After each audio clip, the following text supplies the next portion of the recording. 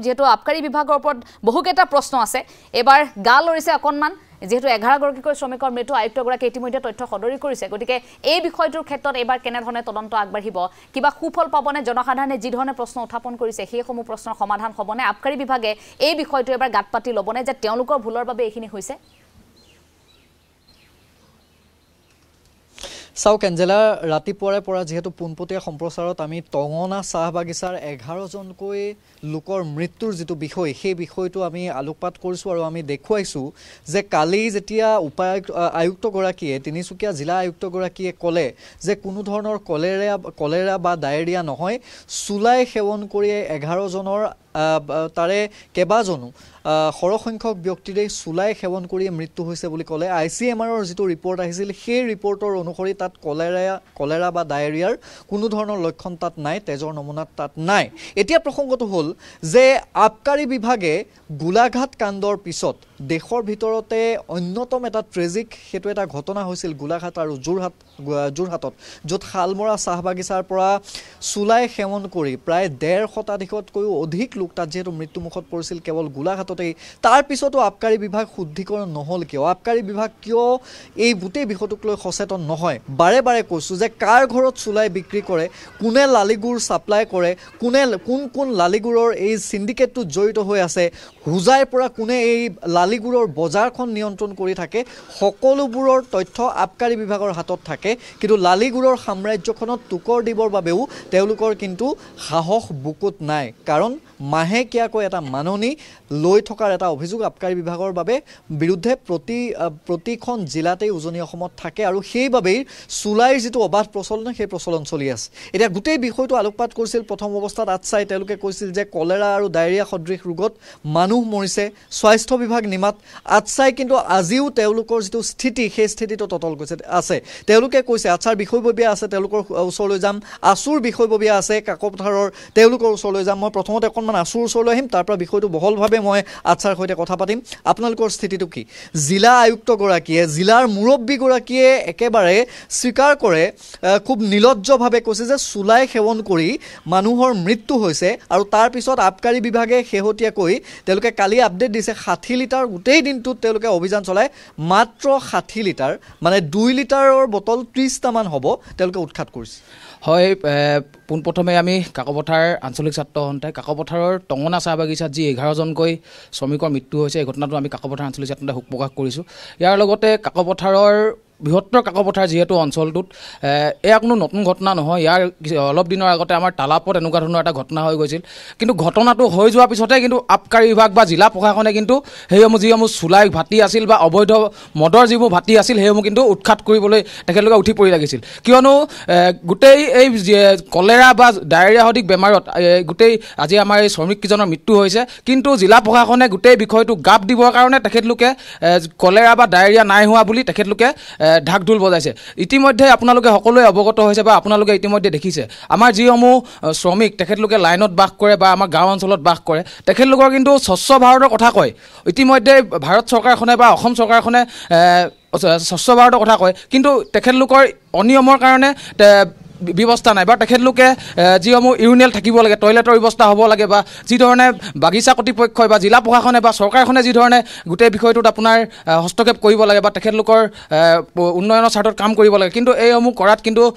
চৰকাৰ প্ৰশাসন বিফল হৈছে ইয়াৰ লগতে জনস্বাস্থ্য কাৰিকৰী বিভাগ নামৰ অসমৰ যি এক বিয়াগম বিভাগ আছে এই বিভাগটো কিন্তু সম্পূৰ্ণৰূপে বিফল হৈছে ইয়াৰ লগতে আমি ইতিমধ্যে দেখি আহিছোঁ যে কাকপথাৰৰ আশে পাশে অবৈধ ৰূপত অৰুণাচলৰ চোৰাং মদ ইয়াৰ লগতে চুলাই ভাটি ইতিমধ্যেই অৱগত হৈছে আমি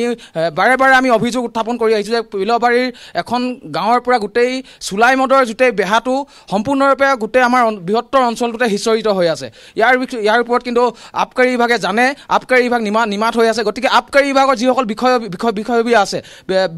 সেইসকলৰ ওপৰত কিন্তু শীঘ্ৰেই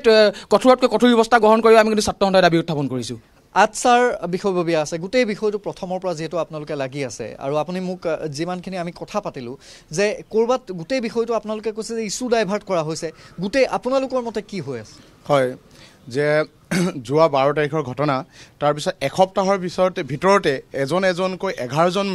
লোকে মৃত্যু কাকলি লগাব লগা হৈছে এইটো কোনো সৰু ঘটনা নহয় যেতিয়া আমি আটছা তিনচুকীয়া জিলা সমিতিয়ে এক সজাতি দলে আমি পৰ্যবেক্ষণ কৰিছিলোঁ বা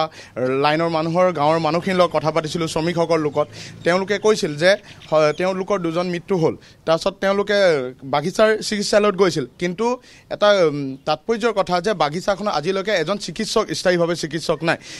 এই ঘটনাটো ঘটাৰ পিছত জনপ্ৰতিনিধি আহিছে জিলা প্ৰশাসনৰ বিষয়ববীয়া আহিছে অসম চৰকাৰৰ শ্ৰম মন্ত্ৰীগৰাকী আহিছে শ্ৰম মন্ত্ৰীগৰাকী অহাৰ পিছতো আজি পৰ্যন্ত তেওঁলোকে বাগিচাৰ চিকিৎসালয়খনত এজন চিকিৎসক নিযুক্তি দিব পৰা নাই ইয়াতকৈ চৰকাৰখনৰ গাফিলতা কি হ'ব পাৰে আৰু তাৰ পিছতে ইয়াৰ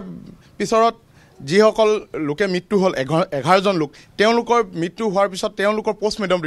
নকৰিলে কাৰণ তেওঁলোকৰ পোষ্টমৰ্টেম কৰা হ'লে তেওঁলোকে কি ৰোগত মৃত্যু হৈছে সেই কথাখিনি ওলালে হয় বা কি ৰোগত আক্ৰান্ত হৈছিল সেই কথাখিনি আমি গম পালোঁ হয় কিন্তু সেই সকলোখিনি কথা গাপ দিবৰ বাবে তেওঁলোকে এতিয়া জিলা প্ৰশাসনেই হওক বা চৰকাৰী বিভাগেই হওক তেওঁলোকে কথাখিনি এই গোটেই বেমাৰটো তেওঁলোকৰ নিজৰ বিফলতাটো গাপ দিবৰ বাবে তেওঁলোকে কথাখিনি চুলাই মানুহখিনি মৃত্যু হৈছে বুলি কৈছে এই কথাটো আমি অসম চাহ জনজাতি ছাত্ৰ সন্থাই গৰিহণা দিছোঁ যে চাহ শ্ৰমিক লোকসকলক যে চুলাই খাই মৃত্যু হৈছে বুলি কোৱাৰ কথাত আমি অসম চাহ জনজাতি ছাত্ৰ সন্থাই গৰিহণা প্ৰদান কৰিছোঁ আৰু চৰকাৰে যি ধৰণে ব্যৱস্থা আজিলৈকে গ্ৰহণ কৰিব লাগিছে বা জিলা প্ৰশাসনে যি তাৎপৰ্য দেখাব লাগিছিলে স্বাস্থ্য বিভাগে আজিলৈকে ইয়াত কোনো ব্যৱস্থা গ্ৰহণ কৰা আমিলৈকে দেখিব পৰা নাই কথাটো হ'ল যদি চুলাই সেৱন কৰি মৃত্যু হৈছে খুদ আয়ুক্তগৰাকীয়ে নিলজ্জভাৱে স্বীকাৰ কৰিছে এতিয়া তাত তেওঁলোকে কি কৰোণীয় আছিল আজি এই পৰ্যায়টোলৈ কিয় যাবলৈ পালে 11জন মানুহ মৃত্যুমুখত যদি কেৱল চুলাই সেৱন কৰিয়েই তেওঁলোকে মৃত্যুমুখত পৰিছে এটা অবৈধ বস্তুক ইমান প্ৰসাৰ হ'বলৈ কেনেকৈ পালে বা প্ৰশাসনৰ ফালৰ পৰা আবকাৰীৰ ফালৰ পৰা ইমান দিনে তেওঁলোকে কি কৰি আছিলে আমি ইমান দিনে অসম চাহ জনজাতি ছাত্ৰ সন্থাৰ দাবী জনাই আহিছোঁ যিবোৰ অঞ্চলত এই কাকপথাৰ আশে পাশে যি ফিলবাৰী অঞ্চলত এটা ডাঙৰ ঘাটি আছে তেনেধৰণৰ অঞ্চলবোৰত আমি আবকাৰী বিভাগক কৈ আছিলোঁ যে এই ধৰণৰ অঞ্চলসমূহ আপোনালোকে উচ্ছেদ কৰক কিন্তু তেখেতলোকে ইমান দিনে কোনোদিন এই অঞ্চলসমূহ তেওঁলোকে পৰ্যবেক্ষণ কৰি উচ্ছেদ নকৰিলে আজি এই ঘটনাটো ঘটাৰ পিছত তেওঁলোকে এতিয়া উচ্ছেদ কৰিবলৈ আহিছে আৰু এই ঘটনাটো কলেৰা সদৃশ বেমাৰটোক গাপ দি তেওঁলোকে বিষয়টো লৈ গৈছে চুলাই খাই মানুহৰ মৃত্যু হৈছে তেওঁলোকৰ নিজৰ বিভাগীয় বিফল এই কথাটো তেওঁলোকে স্বীকাৰ নকৰি তেওঁলোকে বস্তুটো গোটেই বিষয়টো এটা বেলেগ বিষয়ত লৈ যাবলৈ চেষ্টা কৰিছে আৰু সেইকাৰণে আমি জিলা প্ৰশাসনক গৰিহণা দিছোঁ আৰু লগতে অতি শীঘ্ৰে এই চিকিৎসালয়খনত এজন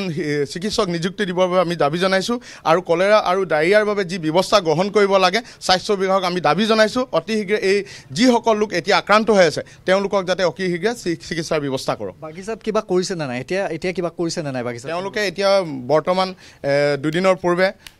জিলা প্ৰশাসনে স্বাস্থ্য বিভাগে ইউনিট এটা আহিছিল আৰু মোবাইল ইউনিটৰ গাড়ীখন তেওঁলোকে পঠিয়াইছে মাত্ৰ তেওঁলোকে চিকিৎসা বা কিছুমান আমি ৰিপৰ্ট ল'ম টেষ্ট ল'ম বুলি তেওঁলোকে পঠিয়াইছে কিন্তু বিশেষভাৱে কোনো তাৎপৰ্য আমি আজিলৈকে দেখিব পৰা নাই মই ধন্যবাদ জনাইছোঁ আছু আৰু আটছাৰ প্ৰতিনিধি তেওঁলোকে ইতিমধ্যে স্পষ্টকৈ কৈছে যে এই গোটেই বিষয়টো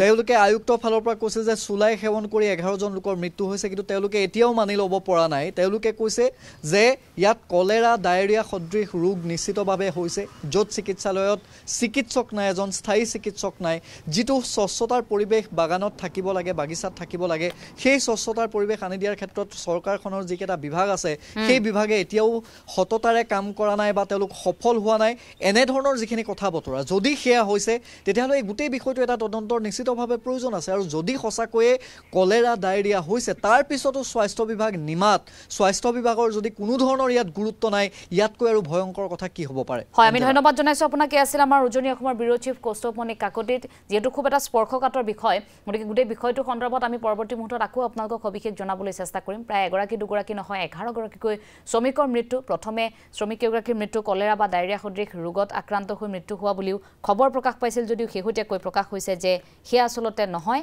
তেওঁলোক চুলাই মদ সেৱন কৰাৰ ফলতে তেওঁলোকৰ মৃত্যু হৈছে গতিকে বিষয়টো সন্দৰ্ভত পৰৱৰ্তী মুহূৰ্তত আৰু অধিক তথ্য জনাবলৈ চেষ্টা কৰিম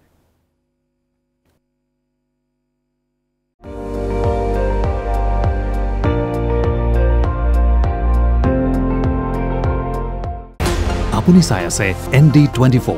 সৰ্বশ্ৰেষ্ঠ নহয় সৰ্বোত্তমৰ দৌৰ